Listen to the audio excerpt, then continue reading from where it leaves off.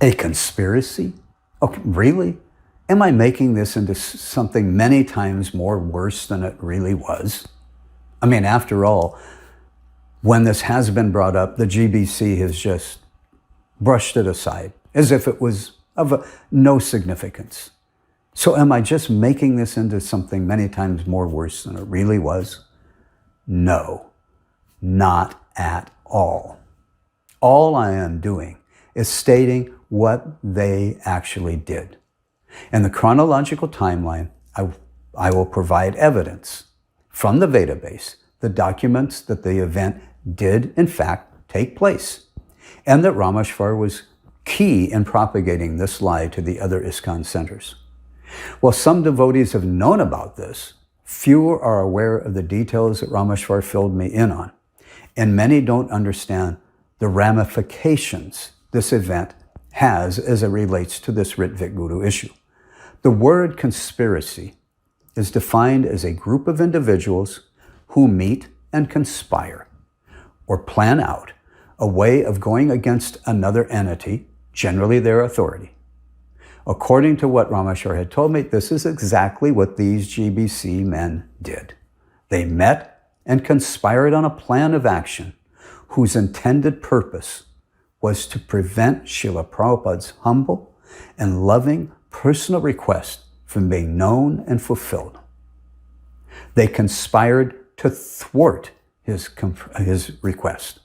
And to do that, it required that they must lie to the general devotee population. They must lie to us using Srila Prabhupada's name. The most serious ramification of this is that these sinful and offensive acts deprived His Divine Grace, Srila Prabhupada, of seeing all of his disciples one last time. Preventing this was the whole intended purpose of their lies and their actions.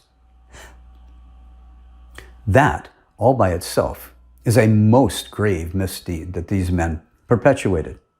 This was Srila Prabhupada's personal dying request. He was our very loving and caring spiritual father. He knew that we needed him.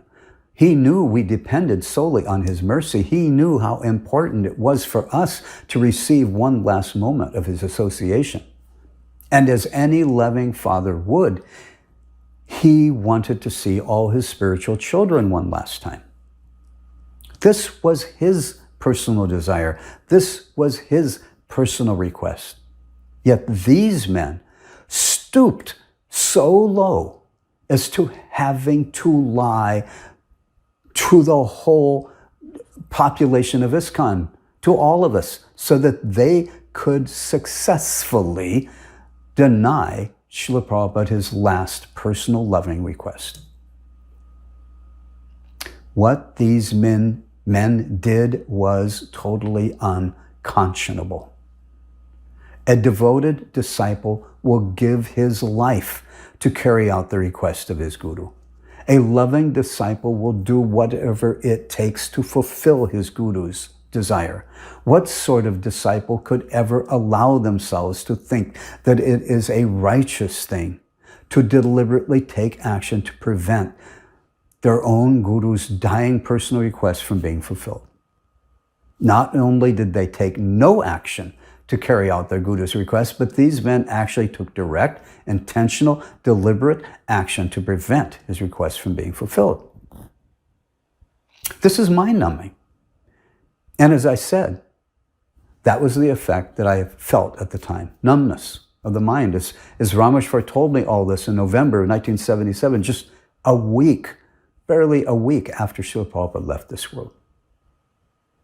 Even as I speak these words and describe this event, it seems almost unbelievable that these men could have done this and that they could have felt justified in what they were doing to the point that they thought it was actually a righteous thing that they had done.